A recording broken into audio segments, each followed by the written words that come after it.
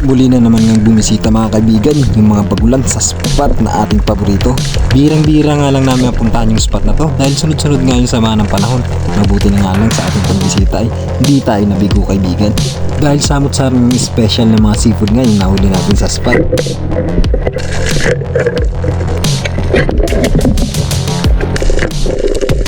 Kasama natin ngayon si Dave Amigo, si Apong at si Arye. Tara, samahan nyo kami kaibigan. Let's go!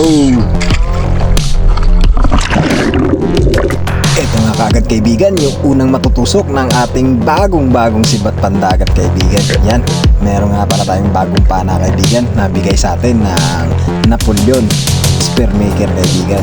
So sa mga kaibigan natin na gusto rin makascore ng ganitong klase ng sibat pandagat, PMS Daki kaibigan.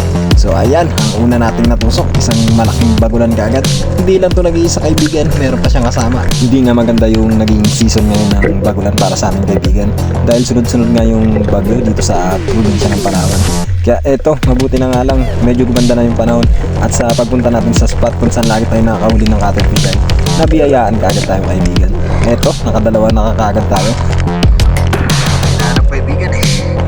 Hindi nga lang bagulan yung nagpakita dito sa atin sa spot, dahil meron nga rin tayo dito nakita na tabugok. Kaso nga lang nung dinakman na natin kaibigan ay hindi pala maganda yung pagkakapwesto niya, na doon pala siya sa kanyang bahay. Mabuti na nga lang ilabas niya ng konti yung kanyang ulo, kaya wala na tayong pag-aatubiling tinusok yung pugita kaibigan. Eto, medyo pakipot pa, ayaw pa agad sumama sa ating pana. Mabuti na nga lang ay napagod din ito katagalan, na para bang ikaw na kapag napagod na ay kusa na lang bumibitaw. Yan kaibigan, yung tabugok na ating nahuli. Hindi nga lang to nag-iisa kaibigan, meron pa nga itong kapartner. Ito nga at nagpapahangin, siguro nga ay may tampuhan nga itong dalawang to, kaya umiwalay muna ito ng bahagya. Pero pagsasamahin natin sila sa kawali mamaya, dahil i-aadobo natin yung dalawang to, so bali yung tampuhan ng dalawang tabugok na to kaibigan pagbabatiin natin. Pero sa kumukulong mantika na may kasamang sibuyas, bawang, paminta, suka at toyo, at syempre lalagyan pa natin ng gata kaibigan para sobrang sarap. Alright, at eto sa ating next step kaibigan ay nagpakita nga ulit yung pagkasarap-sarap naman talaga na bagulan yan sa pulkang bagulan ka. So nakatatlong bagulan na tayo dito kaibigan. Hindi na rin lugi yung ating paglubog sa dagat kaibigan, dahil marami na nga tayong nahuling seafood, dahil yung dagat nga ngayon kaibigan ay sobrang lamig talaga, para nga itong binuhusan ng bloke-bloking yelo. At eto, pusit lumot kaibigan, na sobrang bilis kaibigan. Nahuli nga tayo dito ng kalabit, kaya nakatakas nga yung pusit lumot. At mabuti na nga lang, meron tayo ditong nakita na napakalaking spider shell, at sa pagkakataon ito hindi na nga umang yung laman.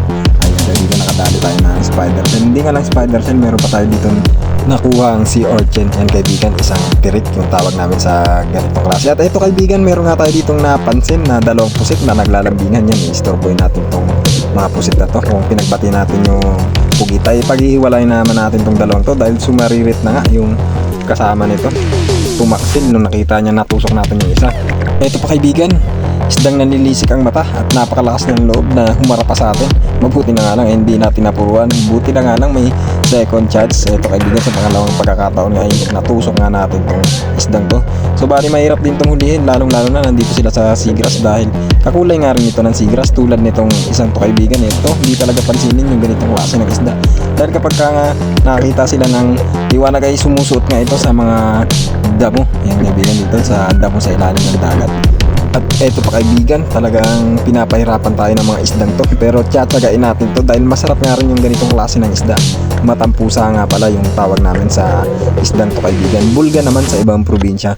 So bali tinawag nga namin yung matampusa dahil nga kalintulad yung kanyang mata sa mata ng pusa kaibigan, nanlinisik. So bali ito lahat yung ating mga nahuli kaibigan. Siguradong meron na tayo nitong pang-ulam at pambenta kinabukasan. Baka bago ka pa lang sa ating channel kaibigan, paki-like and subscribe na rin. So thank you nga ulit sa Napoleon Spear Gun Maker. Yan yung gumawa ng ating pana. Sulit na sulit yung unang salang ng ating sibat pandagat. So ilalagay ko yung link sa comment section kaibigan, para kung gusto nyo makascore ng ganitong sibat pandagat ay maka-order kayo. Yan kaibigan, simpleng-simple lang yung buhay namin dito sa probinsya ng Palawan. Sipag at syaga nga lang kaibigan ang puhunan. Siyempre lagi nating samahan ng dasal, dahil yung dasal libre lang, pero lagi nga itong may sukli, lalong lalo na kung hindi tayo nagsasawa maghintay. Jackpot, jackpot!